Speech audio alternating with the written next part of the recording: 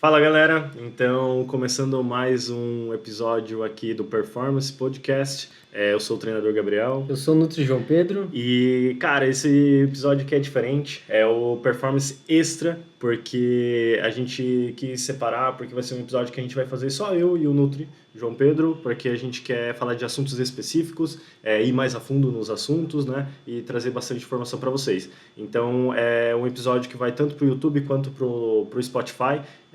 Por isso vai ser um podcast também, porque o assunto vai demorar bastante, a gente vai ter bastante coisa para falar sobre. E o assunto de hoje vai ser sobre emagrecimento, então a gente vai falar tudo para você saber como emagrecer de verdade, a verdade nua e crua, né? sem aquelas mentiras sensacionalistas. E Isso vamos aí. lá, vamos pro assunto, né, João? Perfeito. Então, começando aqui sobre o assunto, João, primeiro vamos do começo, né? Como que acontece o emagrecimento no corpo? O que é o Tá. emagrecer?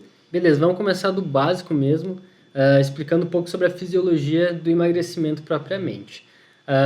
Como o exemplo mais básico é o que a gente chama de déficit calórico. Mas o que seria déficit calórico? Todo dia a gente gasta uma quantidade de energia só para estar vivo. Se a gente ficar parado o tempo inteiro, só de olho aberto, respirando, a gente vai estar gastando um X de energia, um X de calorias. Uhum. Isso se chama taxa metabólica basal, que é justamente o que tu precisa para se manter vivo. Certo. Conforme tu se mexe, tu lava a louça, tu sai para caminhar, tu vai treinar, tu gasta mais energia além da taxa metabólica basal. Isso é o fator atividade. É o quanto tu gasta com atividades além do para se manter vivo. E isso tudo é individual, né? Por exemplo, eu fazendo as mesmas coisas que você, eu posso gastar calorias, né, diferentes do que você. Perfeito, perfeito. Por quê? Porque tu tem uma idade diferente, tu tem uma genética diferente também, tu é mais alto, tu é mais forte, tem mais massa muscular. Exato. Então, tudo isso aí contribui para o teu gasto energético basal, para a tua taxa metabólica basal. E aí vem o fator atividade. Então, a taxa metabólica basal vezes o quanto que tu gasta de atividade física é o gasto energético total. Beleza, esse é o primeiro conceito que a gente tem, que a gente precisa ter na mente bem esclarecido.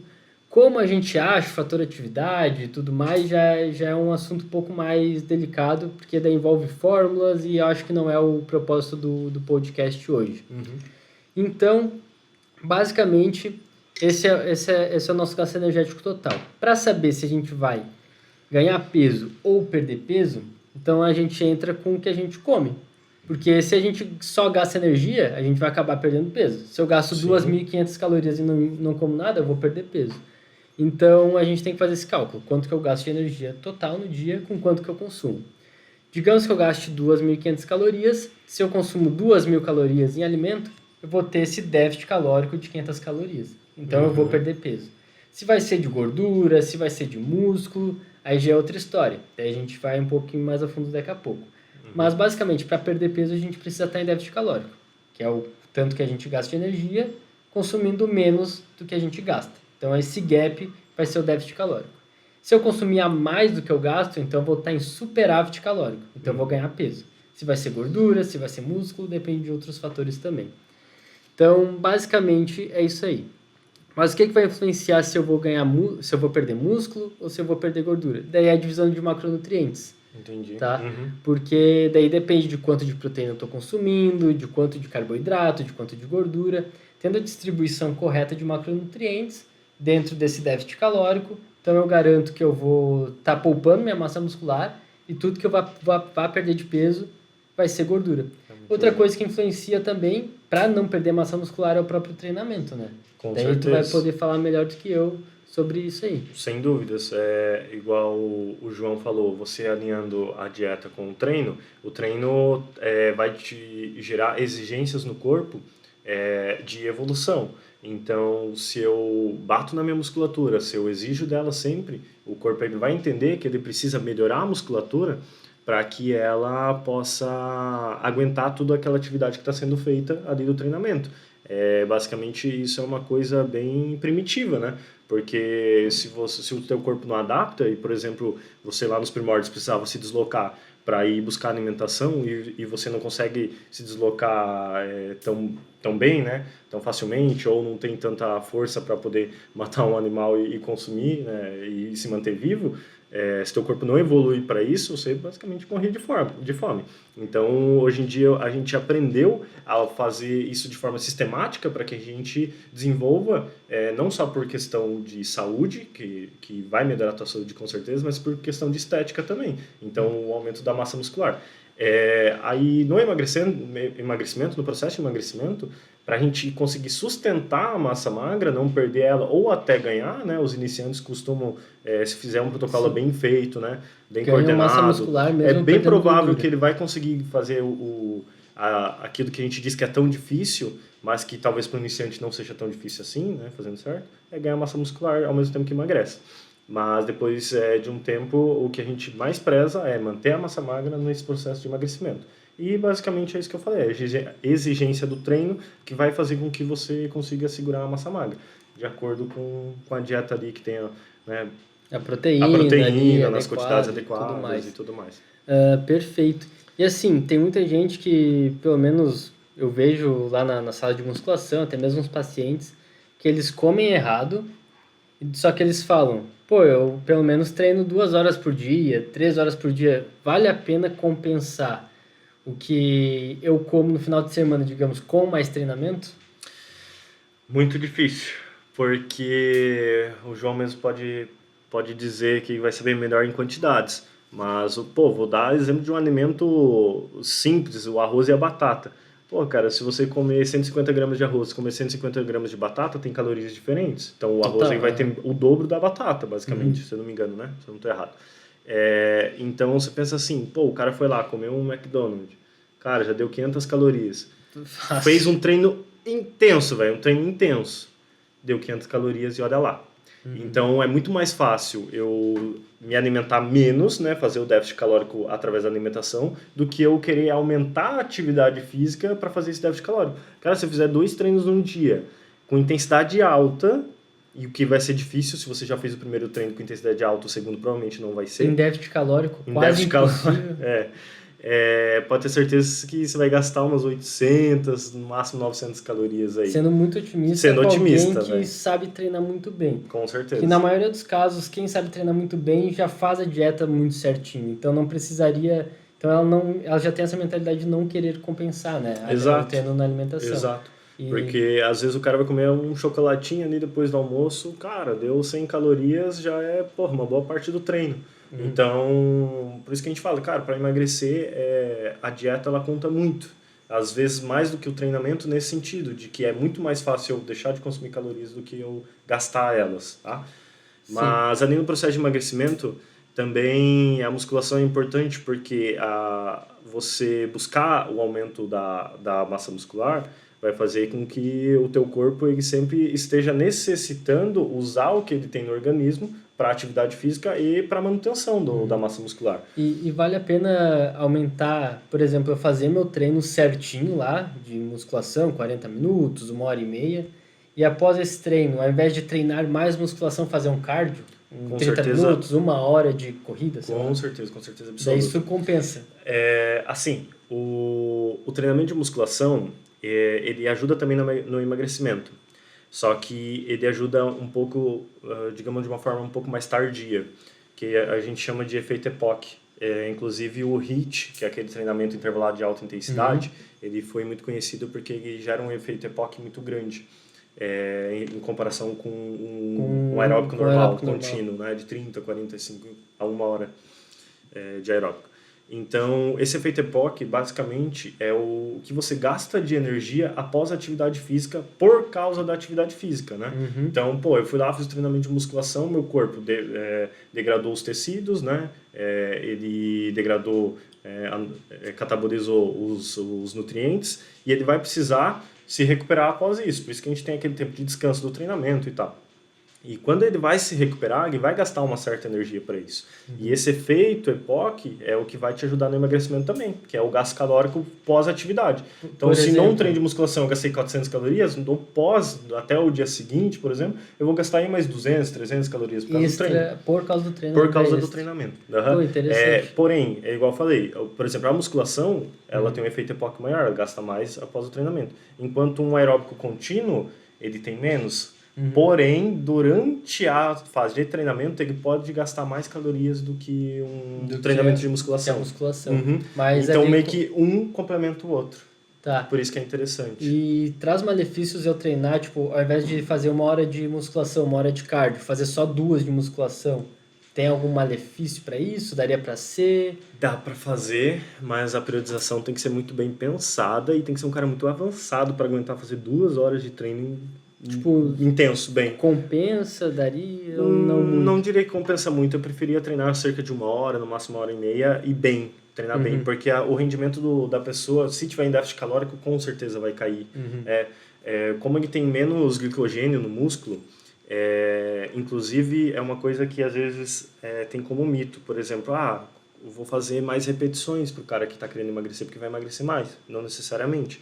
Na verdade, muitas vezes um treino de força é mais efetivo porque ele vai conseguir fazer bem, né, uma intensidade legal, e ele vai ter nutriente suficiente para fazer aquilo. Porque, por exemplo, ele tem menos glicogênio muscular, então ele vai fazer os exercícios lá. A energia dele vai acabar muito rápido. Então ele vai fazer uma série de 15 repetições, cara, ele vai usar uma carga muito baixa.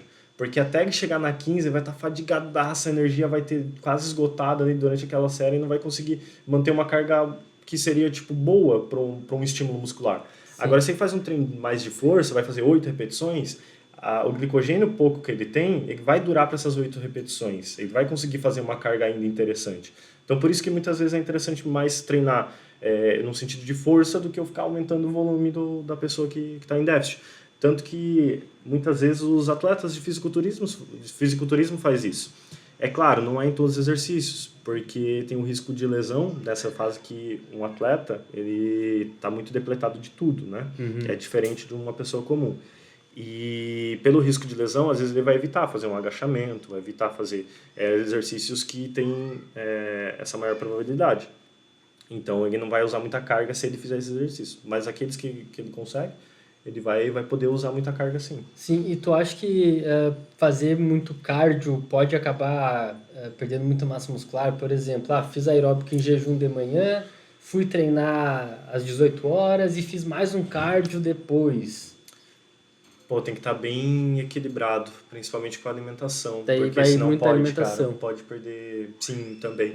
Porque senão ele com certeza vai perder a massa muscular um pouco, sim. Até porque, por exemplo, para você correr, você não necessariamente precisa ter muita massa muscular, né? Pensa no aeróbico contínuo. Você precisa resistir, você precisa aguentar. E se você carrega muita massa muscular, é pior. Porque você pode ver os maratonistas, sim, os caras são tudo magro, né? Mas eles são magros com uma musculatura tonificada e uma musculatura forte, porque eles precisam trabalhar ela, senão eles vão ter lesão o tempo inteiro. Só que, cara, eles são magros porque eles precisam carregar o peso deles durante muito tempo. Então, tende o corpo a fazer... a gente chama de treino concorrente, né? O treino de musculação, que é um treino de força, com um treino aeróbico contínuo. Então, se não tiver bem equilibrada a dieta, é bem provável que até perca uma massa muscular. Com certeza. Aí também difícil. Entra o quanto de déficit calórico tem, né? Exato. Um déficit calórico baixo, moderado. Então, isso é algo que eu vejo muitas pessoas. E também depende muito do quão treinada essa pessoa, se está fazendo uso de esteroide ou não, para sustentar ainda mais a massa muscular, né? Sim. Mas isso é algo que eu vejo muitas pessoas e volta lá para aquele início do assunto, de querer compensar a alimentação do final de semana com mais exercício. Às vezes ela até está perdendo peso, mas está perdendo muita de massa muscular. A gordura, que é o fato que quer perder, acaba não perdendo tanto quanto poderia. E às vezes está realmente treinando em excesso, né? Porque está comendo de menos, está treinando muito, então está perdendo gordura também, mas está perdendo muito massa muscular. E o aspecto estético às vezes não fica tão Eu diria ideal. que, por exemplo, se você perder 1 para 1, por exemplo, 1 kg de gordura para 1 kg e 1 kg de massa magra, durante o processo de emagrecimento já é algo um pouco ruim. Não é o ideal você perder 1 por 1. O ideal é que você perca muito mais gordura do que massa magra. Você perder 1 kg de gordura, 200 gramas de massa magra. Daí tá legal, tipo, 5 kg de gordura para 1 de massa magra, daí ok, ótimo. Tá beleza, mas nesse que sentido, isso aí agora já você tá perder meio ruim. 1 para 1 não é o ideal. É claro que a gente fica feliz que está emagrecendo, mas sabe que tem que ajustar algumas coisas ali para poder ser melhor. Sim, beleza. Outra coisa que eu vejo muito, agora indo mais para a parte nutricional, é o pessoal recorrer a tipos específicos de dieta por achar que emagrece mais. Sim, sabe? Por sim. exemplo, vou fazer o jejum intermitente porque o jejum emagrece mais, porque a dieta low carb emagrece mais, Ou tem a a cetogênica cetogênica também. emagrece mais. E não necessariamente, né, cara? Como a gente falou, seguindo os princípios da fisiologia do emagrecimento, que a gente já falou No começo. no começo, a pessoa vai emagrecer. Não precisa querer compensar mais e também se tem é uma fórmula, tem que seguir, seguindo aquilo ali, o arroz com feijão ali, né, o Aham. basicão, vai ter resultado. Na verdade, essas dietas elas são tudo estratégias, basicamente. Que podem ser boas para algumas pessoas, como pode ser muito ruim para outras. Então, cabe ali na hora do nutricionista estar fazendo a prescrição de ele verificar o que vai ser melhor para o paciente. Às vezes o cara tem uma rotina que ele não consegue parar para comer por causa do trabalho e vai precisar fazer, sem querer, um jejum intermitente. Exato. Então, vai muito da rotina de cada um. E, pô, tem, sei lá, eu já conheci pessoas, treinador lá da academia, que ele faz jejum intermitente, ele tem um puta shape, um físico legal, e é uma coisa que o corpo dele adaptou muito bem. E que show, continue fazendo, Sim. se isso funciona para você. Mas isso não é a solução, não é o segredo, não é a chave para emagrecer. Na verdade, a chave para emagrecer ela é muito simples. Ela é o básico.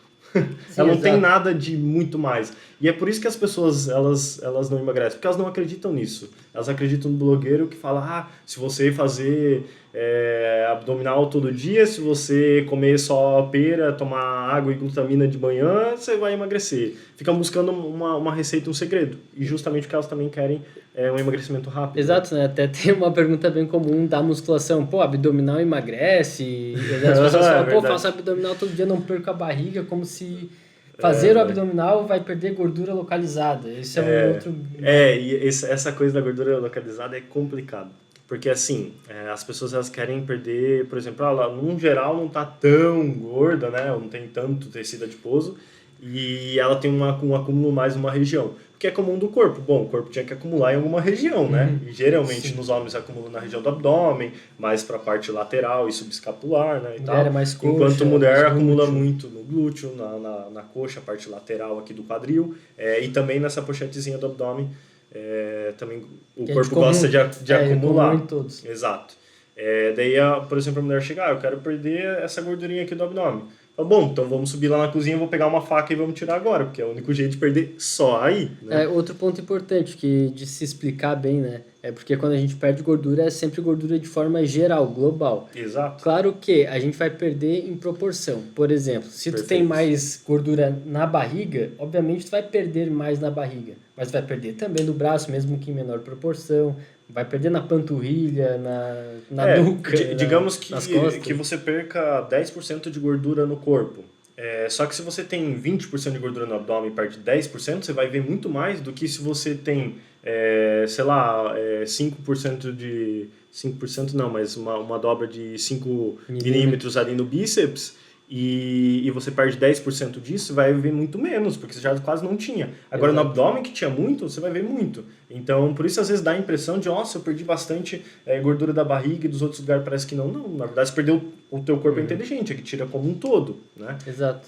E daí uma coisa que acontece também é a pessoa já perdeu um certo nível de gordura global, uns 5 quilos, digamos, e ainda falta um pouco que incomoda ela na barriga ainda.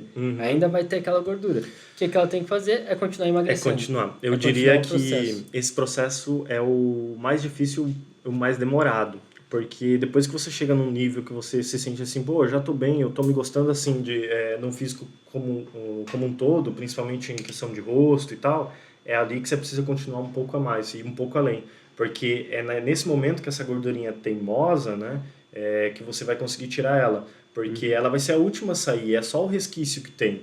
Então, o teu corpo armazenou por muito tempo tudo. Então, agora esse resquício, você vai precisar talvez chegar num ponto que você não goste das outras regiões do corpo, como o rosto, que acaba às vezes afinando, aparecendo bastante a maçã do rosto, digamos que como caveira, né, que fica aquele rosto mais magro, mais chupado aqui. E muitas mulheres não gostam de ficar nessa feição, né? Então, ela vai precisar chegar nesse ponto para conseguir perder essa gordura daquela região, para depois voltar como um todo, o corpo de uma maneira mais saudável, num ponto que ela se sinta bem, que daí o rosto fique com a proporção de gordura normal, que o corpo fique com uma proporção de gordura normal. Então esse finalzinho é aquele que você tem que ter uma paciência, uma disciplina e uma constância a mais. E na parte estética também, algo que tem que ser muito levado em consideração é a quantidade de massa magra da pessoa. Às vezes a pessoa, se sente gorda, se sente flácida, acha que só precisa emagrecer o tempo inteiro. Sim. Mas nem sempre, às vezes ela precisa ganhar um pouco mais de massa muscular também para ficar mais firme, tonificado, né? A gente vê bastante falsas magras também, né? Exatamente, então, esse caso aí de uma falsa pessoa magra. que tem, visualmente não parece gorda, mas que você vai ver, ela tem bastante pele sobrando, ela tem uma pele mole, flácida. Isso é basicamente falta de massa muscular. Às vezes a mulher, elas gostam muito de perder, me pedem sempre, cara. Eu quero perder essa gordurinha aqui, do tríceps, do tchauzinho. E, cara, a gente não vai perder só ali quando a gente fazer o processo de emagrecimento, igual a gente falou, vai perder como um todo. Mas quando você perder ali, se você não tiver aumentado massa magra, ainda vai sobrar pele, ainda vai ficar mole e feio.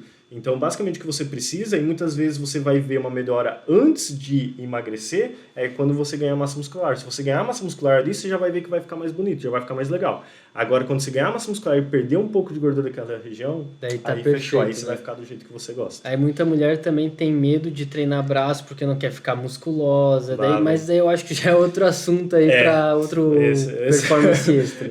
Com certeza, porque eu treinando igual um louco já não fico musculoso, imagina a mulher. Imagina a mulher, né? Que nem quer. Então, seguinte, voltando lá para o assunto dos tipos de dieta, eu queria falar um pouco mais, porque como que a gente descobre quando um tipo de dieta específico vai servir para aquela pessoa? Boa. Tu deu o exemplo da pessoa que trabalha e já faz um jejum meio que sozinho, meio que automático.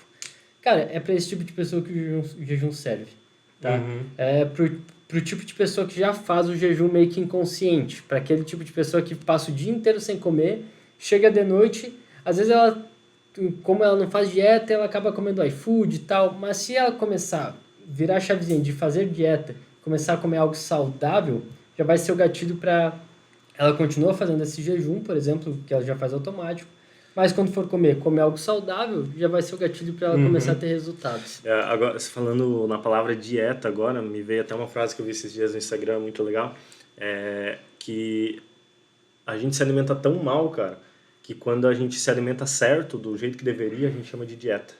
Na verdade, nós nem deveria chamar dieta, na verdade, a gente só deveria chamar uma readequação alimentar dentro daquilo que você precisa. Então, o cara faz um jejum intermitente, não, ele só se alimenta conforme ele tem necessidade do dia, né? Seria isso. Mas as pessoas, os profissionais inventam nomes e tal, né, dieta, e inventam os nomes das estratégias, jejum intermitente e tal, porque vende mais, vende melhor. Eu entendo também esse lado. E não só de vender, mas é que a gente também, para fazer um estudo, se diminui gordura ou diminui carboidrato, é mais efetivo ou não, então a gente meio que põe esse rótulo, dieta low carb, dieta low fat, para poder protocolar no estudo científico. E identificar qual que é qual, com certeza. Inclusive, quando se fala de jejum intermitente, muitas pessoas, mas eu fico 24 horas sem comer, 16, 12, 8, qual jejum eu faço? Qual é o melhor? Qual é o melhor? Cara, os protocolos de jejum existem justamente para poderem botar em estudos científicos e verem qual que é melhor. E dentre todos os tipos de dieta, nenhum é melhor. Nenhum é superior. Entendi. Até tem uma superioridade em casos específicos, mas daí é outra história. Mas, pro geral, não tem superior. Pro público comum, não tem melhor ou pior. Porque quando a gente fala isso do que o João falou, quando a gente fala em estudos científicos na nossa área, eles nunca podem ser 100%, porque cada corpo é diferente, cada corpo se adapta e reage de uma forma diferente a tudo. Então, pode ser que você fale, mas para mim funciona. Ótimo, que bom, continue fazendo. Porque você é provavelmente aquele 0,01% da amostra que não se encaixa disso, que teve resultados diferentes dos outros 99%. Então, quando a gente fala de estudo científico, a gente tem que pensar isso. Nunca pode ser rígido, um protocolo rígido, ou no caso do exercício, do treinamento, nunca pode dizer que aquilo é uma verdade única, né? Porque pode mudar de pessoa para pessoa. Exato, né? Exato. No caso ali, falando da dieta low carb, que é outra bem conhecida, né? E a low fat, baixo carboidrato, baixa gordura. No geral, nenhuma emagrece mais, desde que tenha os fundamentos do emagrecimento, que a gente falou ali, a fisiologia do emagrecimento aplicada ali, que é o déficit calórico, ponto final. As duas vão emagrecer. Porém, alguns pacientes com uma sensibilidade à insulina maior, daí isso já entra outro parâmetro, precisamos de mais dados para descobrir isso, já emagrecem melhor com a low fat. Um pouquinho mais de carboidrato, menos gordura, eles vão emagrecer melhor porque eles absorvem o carboidrato melhor. Entendi. Já quem tem resistência à insulina, a low carb já é melhor. No geral, pelo que eu vejo, assim, até mesmo eu montando dieta para os pacientes, quando a gente faz uma redução global de calorias, carboidrato, gordura e proteína também, muitas vezes acaba se enquadrando numa low carb. É bem comum. Sem querer, acaba se enquadrando. Mas é aí que tem que ser feito uma dieta low carb, meio que sem querer, sabe? Quando não tem algum problema associado. Porque daí existem algumas patologias, alguns problemas que é melhor sim a low carb e tal, mas é outro assunto para outro podcast. Mas, no geral, meio que tem que ser sem querer, assim como o jejum intermitente. Pô, será que eu faço jejum? Cara, tu já faz jejum? Não. Tu resiste bem à fome? Não. Já fico estressado, já fico querendo descontar em tudo, então não é pra ti. Com certeza o cara vai errar muito mais tentando fazer o jejum intermitente do que fazendo uma alimentação normal, porque daí o cara vai ficar estressado, com fome, chegar em casa, vai pedir um iFood, vai comer o que tá na frente e já era, acabou com toda a dieta. E falando em low carb, me vem na cabeça agora, com questão a parte de receitas low carb. Cara, não sei tua opinião, mas na minha visão, na minha opinião, pô, tem muitas receitas, quase a maioria, tipo, totalmente desnecessário, porque tem algumas que, se você for ver, elas podem até chegar a ser low carb, mas às vezes elas são mais calóricas que um alimento normal. Muito e outra que a pessoa ela tá simplesmente, toda vez, psicologicamente, tentando se enganar. E eu acho que isso é uma coisa que muitas vezes se torna ruim, porque ela sabe que ela não está conseguindo se enganar. Então, cara, eu acho... O que você acha dessa dieta low carb? Às vezes nem dieta por das receitas, né? Às vezes a pessoa se engana nem só por receita. Por exemplo, tem alguns pacientes que chegam no consultório, tu gosta de chocolate? Amo chocolate, querendo, mas não estou comendo porque eu quero emagrecer. Daí tu vai fazer o recordatório alimentar. A pessoa começa a comer pasta de amendoim de manhã, come de tarde porque sente vontade do doce. E acha que está substituindo por uma coisa melhor, né? Porque pasta de amendoim é saudável, mas, poxa, é extremamente calórico, até mais calórico que o próprio chocolate. Uma colher de pasta de amendoim já vai... Já é umas 100 calorias, 80, 90, dependendo do e essas pastas de amendoim que tem hoje em dia que são boas pra caramba, velho, você não come uma colher só, você não aguenta. Não tem como, é muito bom. Só que assim, a pessoa prefere comer doce de leite, prefere o chocolate. Então, será que compensa ficar trocando a pasta de amendoim? Provavelmente não, porque às vezes ela nem gosta da pasta de amendoim, sabe? Tipo, ela tá comendo porque substitui o doce, eu acho que é melhor. Mas acho que é melhor, acho que vai emagrecer. Mesma coisa com as receitas low carb. Beleza, tu tira o carboidrato, tira o açúcar, mas coloca muito mais gordura. Como é a pasta de amendoim, muitas receitas vão pasta de amendoim.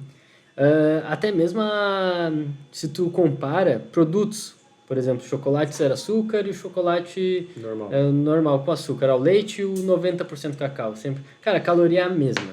É a mesma. Tá claro? Então, o que é, por exemplo, tem mais porcentagem de cacau, não chega a ser mais calórico por causa da gordura do cacau? Tem mais gordura.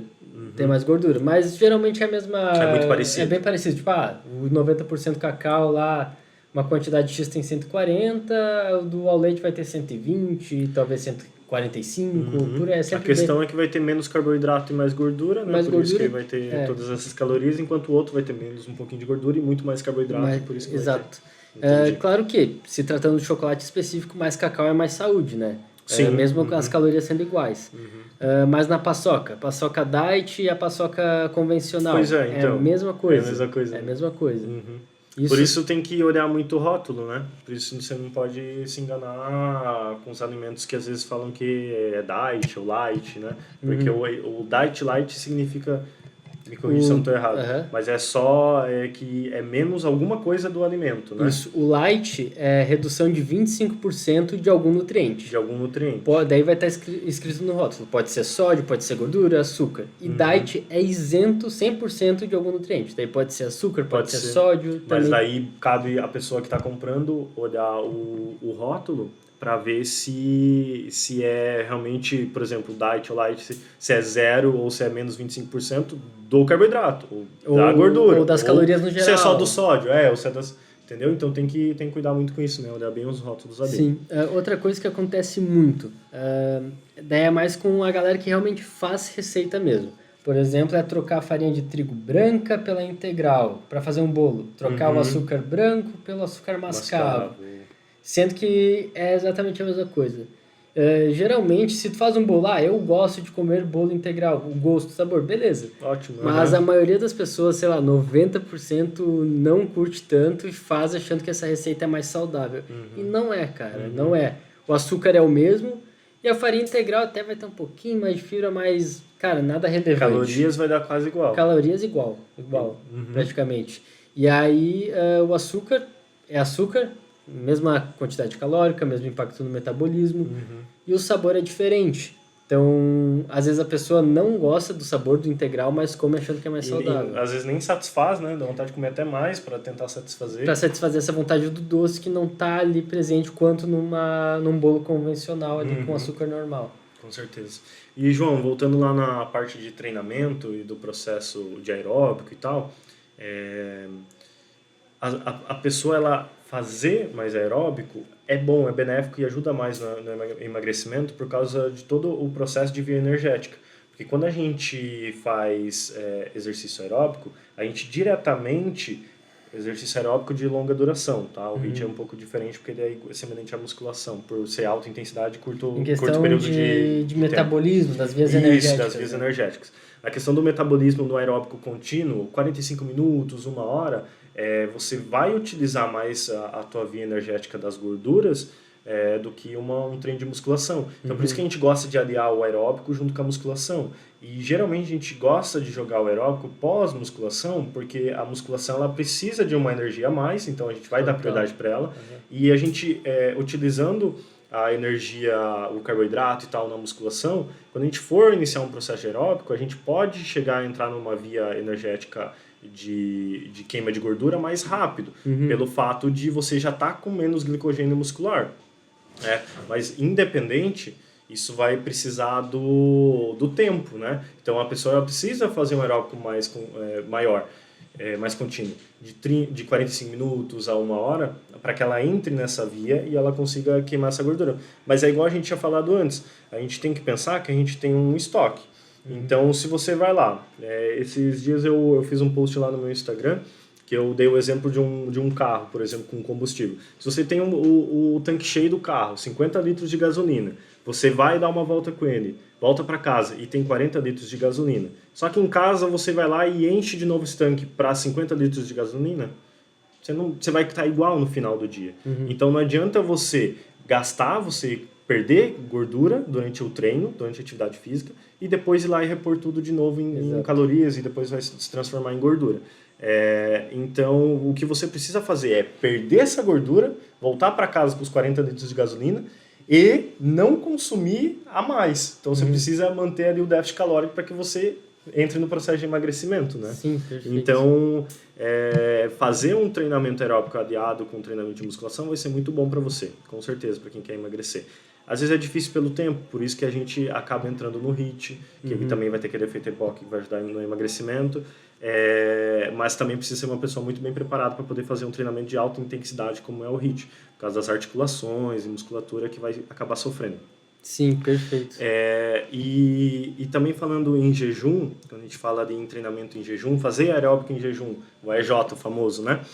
Que as pessoas elas perguntam, hoje em dia menos, mas teve uma época que era o tempo inteiro perguntando, aeróbico em jejum é melhor? Diz que é melhor? Cara, em estudos, pegando uma meta-análise e tal, um estudo bem confiável, a gente encontra que sim, ele queima um pouco mais de gordura do que queima, né, entre aspas, vamos falar assim, mais gordura do que um aeróbico convencional alimentado. É pouco, mas para quem está tentando emagrecer, um pouco pode ajudar. Porém, é igual eu acabei de falar, volta na mesma história. Não adianta você queimar um pouquinho mais fazendo aeróbico em jejum se você vai lá e consome tudo de novo depois. Sim, então, sempre volta para o simples. Por isso que a gente falou antes sobre fazer o básico. Se você faz o simples e o básico, que é o déficit calórico, não tem segredo, você vai emagrecer. Você não precisa fazer o aeróbico em jejum. Mas se você se sente bem, acordou, gosta de fazer cardio pela manhã e não gosta de comer antes porque se sente pesado e tal, show, vai lá, faz Vai teu lá, álcool, não vai de ter boa, problema, aham. vai ser bom, você vai te ajudar no processo de Mas emagrecimento. não traz vantagem. Né? Mas tipo, é muito pouco, sabe? Então, tipo, não é esse o diferencial para você emagrecer. O diferencial para você emagrecer é fazer atividade física, alimentação correta, tá em déficit calórico, que você vai chegar lá. Sim, perfeito. Outra coisa que eu acho que nunca saiu de moda e provavelmente nunca vai sair, mas eu queria falar muito sobre essa questão comportamental mais, porque daí entra bem beleza, tem que seguir esse protocolo que a gente falou, o mecanismo ali da fisiologia do emagrecimento, déficit calórico, mas aí beleza, agora que entra a dificuldade, como que eu vou fazer isso? Porque uma coisa é no papel lá, saber que tem que fazer em déficit calórico, a dieta planejada, mas aí para fazer, como é que faz? Ah, uma coisa que é muito comum é o projeto de 30 dias, né? E Sim. cara, tem muita gente que critica o projeto de 30 dias, mas eu não vejo assim. Eu acho que tem um porém. Eu acho que depende muito de como é feito esse projeto de 30 dias, sabe? Se é um projeto. No CrossFit tem a Holy 30, Holy 30, Sim, que é um sei, projeto já de ouvi 30 falar. dias baseado na dieta paleolítica. Todo ano acontece, né, esses projetos. Cara, daí depende da box. Tem Sim, box que entendi. faz, box que não. Mas qual que é a moral da Holy 30? É Holy 30. É uma dieta paleolítica. O que é a dieta paleolítica? É uma dieta dos homens da caverna, tá? Então, sem feijão, sem laticínios.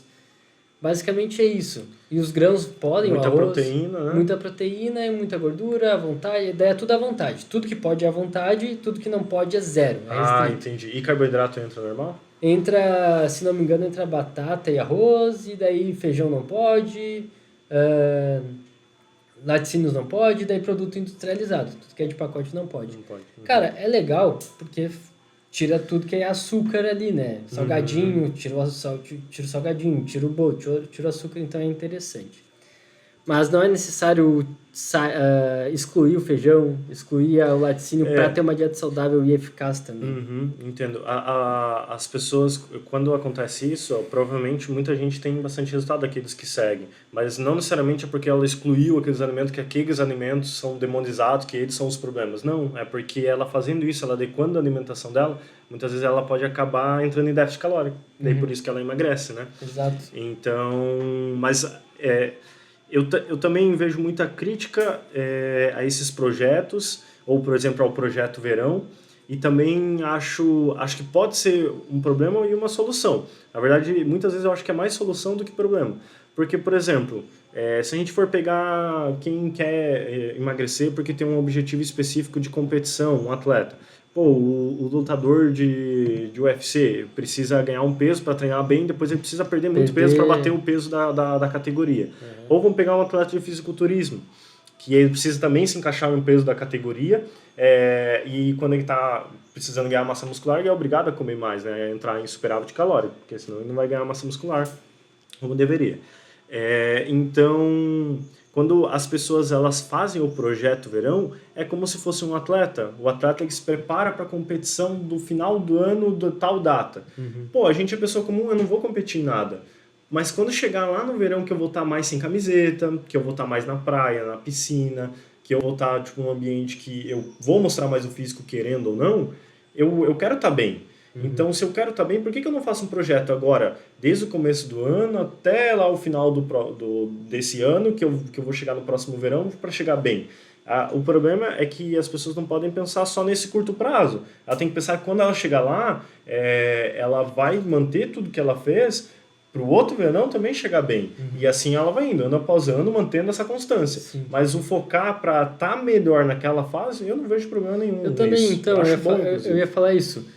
O problema é quando tu faz merda o ano inteiro, daí, pô, em 2 meses, 30 dias, Quer quer resolver perder 20 quilos. Daí isso E é um acontece problema. muito, né? Mas agora, tu tá indo bem, seguindo, digamos, um plano alimentar, ao invés de 100%, 70%, cara, tendo um estilo de vida mais saudável ali, treinando bem todos os dias, sem faltar, aí chega lá, próximo de 30, 60, 90 dias do verão, dá um foco, Dá ao um invés de gás. fazer 70%, fazer 100%, aí isso é super válido. E eu tenho certeza que a pessoa vai chegar muito melhor na parte psicológica, na sanidade mental, Sim. que ela vai se sentir muito melhor fisicamente também, e ela realmente vai estar muito melhor fisicamente. E isso que o João falou, de fazer os 70% ou um pouquinho mais, que eu gostaria, na verdade, até de fazer um pouquinho mais, imagina assim, quando tanto o João, acredito, quando monta a dieta dele, quanto eu quando monto um treinamento, vocês não são atletas, vocês não são competidores, vocês não vivem para isso, não ganham dinheiro com isso. Exato. Então eu não espero que você faça 100%. A gente até fala, mas de um sentido motivacional. Só que eu tenho certeza que você vai fazer menos de 100%. E não tem problema nisso. E a gente conta mas eu com quero, isso também. eu conto com isso, exatamente, eu conto com isso. Mas eu quero que você faça 80%, 90%, já vai estar muito legal. Para quando chegar no final do ano, ou chegar perto da data lá, às vezes você tem um casamento, às vezes tem alguma coisa que você quer estar melhor. Quando chegar perto daquela data, a gente tenta dar o nosso 100% ali o tempo inteiro, porque é difícil, é exaustivo dar o 100%, a gente sabe que é. Exato, e é justamente por isso que eu comecei o assunto do desafio de 30 dias. Porque nessa parte de comportamento alimentar, se o desafio às vezes tem de 21 dias, de 14, de 30, de 60 dias tem desafio, é baseado numa composição para reeducação alimentar, que é uma dieta mais inclusiva, um plano alimentar que vai fazendo desafios gradativamente, por exemplo, dia 1, tu tem que tomar 2 litros de água. Cara, já é algo muito bom para quem toma meio litro, 1 litro. Então, quando é um desafio que é gradativo, que visa a reeducação alimentar, é super válido. Mas agora tu pega um desafio, tem que cortar isso, aquilo, acabou por 30 dias, é isso aí, a pessoa vai ter resultado.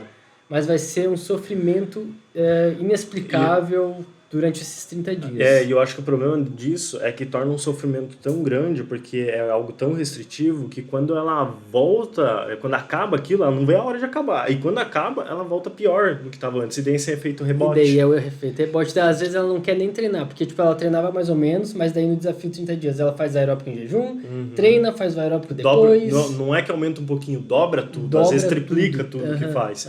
Então acaba sendo um problema. Por isso que eu falei que às vezes é um problema, às vezes é uma solução. Nesse caso seria um problema. Exato. Então agora se a pessoa vai aos poucos, muda os hábitos dela alimentares, vê que tem algum resultado, ela com certeza depois daquilo vai querer continuar com os hábitos melhores e vai continuar tendo bons resultados, né? Exatamente. Basicamente isso. Perfeito. E assim, né, muitas pessoas também se comparam muito com atleta e, como tu falou, a maioria das pessoas que fazem dieta, que querem ter um corpo normal, melhor, são pessoas normais, comuns, né? Que trabalha 8 até mais horas por dia. Exato, às vezes nem gostam de fazer o exercício que estão fazendo. Sim, e se você for pegar um atleta, muitas vezes ele vive para aquilo. Então, se ele tiver que treinar 2 horas por dia, depois ele precisa se alimentar bem, precisa descansar, dormir as 8 horas de sono, que seria o ideal e tudo mais, ele tem possibilidade de fazer isso, porque ele vive para isso. Agora, se for pegar uma pessoa comum, eu chego tarde em casa, aí eu tenho que fazer comida, tomar banho, vou dormir. Eu falo por mim, cara, eu chego 9 horas em casa até eu ir deitar pelo menos 11h30 da noite, 11 horas, 11h30. Eu vou acordar no outro dia 5, 6 da manhã. Cara, eu tenho 5, 6 horas de sono. É pouco para quem precisa, quem está buscando hipertrofia, por exemplo. Mas, cara, é o que eu posso fazer, é o meu melhor que eu posso fazer agora. E eu não posso me preocupar em tipo, não estou tendo um resultado que outra pessoa que eu tô vendo tem, porque é outra pessoa totalmente diferente, não só fisicamente, biologicamente, como socialmente, a vida dela é diferente. Então, essas comparações, elas são muito ruins, você tem que se comparar consigo mesmo. São injustas, né? São injustas, não tem como... São comparações injustas. Não tem como ficar equivalente. Então, basicamente, a gente tem que se comparar consigo mesmo. Como que eu posso estar melhor do que eu estava ano passado, tal, dentro das condições que eu tenho, porque minha vida também pode estar totalmente diferente, né? Então, tem que prestar atenção nisso. Tem uma pergunta final. A musculação e o aeróbico são os únicos exercícios que tem para emagrecer? Dá para utilizar de outros tipos de exercício? Dá para utilizar, como é que eu escolho um exercício bom para mim? Então, antigamente eu diria que assim, a pessoa ela deveria praticar uma atividade física independente da atividade, desde que ela praticasse. Poderia ser só o que ela gostava, que já seria bom, no sentido de saúde mesmo. E hoje em dia eu já mudo um pouco minha opinião. Eu mudei antigamente porque eu vejo que a musculação é muito importante. Ela é tão importante que todos os atletas de qualquer modalidade usam. Pessoal, para você ter uma noção, como algo para te ajudar na performance de lá. E a musculação ela tem tanto benefício para a saúde, seja para idoso, criança, jovem, adulto, tanto na parte óssea, muscular, cardiovascular. Então, eu diria que assim, a pessoa, se ela quer emagrecer, ela pode fazer qualquer outra atividade que tenha gasto calórico, porque todas as outras vão ter. Uma calistenia, Dança. a dança aqui na nossa região é muito comum, beach tênis. Cara, faça, porque com certeza por você gostar, você vai fazer mais tempo, você vai fazer mais intenso, você vai fazer melhor. Mas não deixe de fazer musculação, Sim. porque a musculação vai te deixar preparado para viver melhor e para conseguir fazer essas atividades que você gosta melhor. Sim. Mas você não precisa fazer todo dia. Pode fazer 2, 3 vezes na semana para fortalecer a musculatura, para complementar as suas atividades da semana e faz aquilo que você gosta que com certeza você vai emagrecer. Não tem problema nisso. Mas se eu te dissesse que eu vejo as melhores atividades para emagrecimento, musculação e exercícios aeróbicos em geral. Seja contínuo ou seja o HIIT, mas o HIIT daí tem aqueles detalhes que precisa ser uma pessoa mais preparada e tudo mais. Não, perfeito. É o que tu falou. Cara, eu concordo contigo até certo ponto. Por quê? Aí depende muito do quão a pessoa já faz atividade física, quanto tempo. É uma pessoa totalmente sedentária, faz só o que gosta. É uma pessoa que já está ali há 1 ano, 2, fazendo o que gosta, já tendo resultado. Aí começa a introduzir isso partindo do pressuposto que ela não gosta de academia. Cara, tá? Daí eu acho que já pode introduzir 1 vez, 2, 3 entendo vezes. A tua visão, aos pouquinhos. mas ali. eu vou dizer que eu discordo dela porque é igual a gente falou do cara, você é obrigado a comer fruta e vegetal. Seja adulto, velho. Eu entendo que você não gosta de musculação, mas tem várias maneiras que a gente pode ajustar ela para que você, cara, vai lá e faça pelo menos 30 minutos, 40 minutos, mas que você faça uma atividade na semana que te deixe pronto, fortalecido e saudável para conseguir fazer as outras coisas. Mas aí entramos em outro aspecto também. Existem outros esportes que também trabalham em hipertrofia. Talvez não tão efetivo quanto a musculação, mas existe. Mas pelo fator saúde e segurança, cara, é difícil. É difícil. Porque, por exemplo, igual eu falei, daria uma calistenia? Daria, mas tem muitos exercícios que vai ser difícil adaptar, que o corpo não vai estar tão preparado. Se for um sedentário, cara, um sedentário. O sistema que foi criado da musculação, que conseguiu se organizar, ele é perfeito, cara, para um sedentário, por exemplo. A gente tem máquinas, a gente tem pesos livres, a gente tem tudo que dá para organizar para que o cara ele tenha segurança na hora de fazer o treino, para que a gente pegue o nível de atividade que ele tem, se é 0 ou se já é muita, e molde para o nível de atividade física dele. Então, por isso que eu diria, igual eu falei, cara, eu também pensava, igual você pensa, mas eu mudei minha opinião, porque eu vejo que a musculação ela é totalmente importante. Cara, se for 1 vez na semana, eu tenho certeza que você já vai ter muito mais benefícios para a saúde e para as tuas outras atividades do que se você não fazer nenhuma. E daí, nesse caso, faz, digamos que seja 1 ou 2 vezes. Daí é mais full body mesmo. Mais full body e se for 2 até dá para dividir um pouquinho, porque o full body demora mais tempo para fazer o full body, né, corpo inteiro. Já é 1h30, já é um treino um pouco mais. Vai demorar, até dá para fazer em 1 hora, mas quando o cara começa a ficar avançado, né, um pouquinho ali, que ele melhora um pouquinho, já vai ser muito simples para ele. Então, umas 2 vezes na semana daria para dividir melhor o treino e com certeza conseguiria fazer em 40, 45 minutos o treino todo. E pá, cara, do teu dia de 24 horas, de 7 dias na semana, 2 dias, 45 minutos de treino de musculação, bem tranquilo. Eu sei que não é o que você gosta, mas dá para aguentar um pouquinho de sofrimento. Pô, às vezes você trabalha numa coisa que você não gosta e fica 8 horas lá dentro. Exato. Eu particularmente não curto muito musculação, mas eu não curto fazer, tipo, se fosse todos os dias. Segunda a sábado, ou segunda a sexta, que seja. Mas 1 vez, 2, eu faria bem tranquilo. Exato. Eu entendo quem não goste. Você não é obrigado a gostar de tudo. Mas tem algumas coisas que a gente é obrigado a fazer mesmo sem gostar. E eu diria que musculação é uma delas. Sim. Claro que eu sou um pouco suspeito a falar, mas eu acho que eu consegui explicar bem o porquê que eu acho isso. Não, tranquilo. Bom, é isso aí. Primeiro episódio do Performance Extra, acho que o recado foi dado. Acho que foi isso, cara. Falamos bastante coisa, mas se ficou alguma dúvida ainda, deixa aí nos comentários que a gente pode talvez fazer em outro formato, talvez nas perguntas e respostas que a gente iniciou agora também. Ou talvez a gente faça outro podcast sobre emagrecimento só sobre também. Um assunto aí que traga as respostas das perguntas. Com certeza, emagrecimento é algo... Tipo, cada assunto que a gente falou daria para ficar dissertando ainda sempre mais. Tem dúvida, né? Sempre tem dúvidas. Então podem deixar aí. Se inscreva no canal se ainda não for inscrito. Muito obrigado e até mais. Valeu.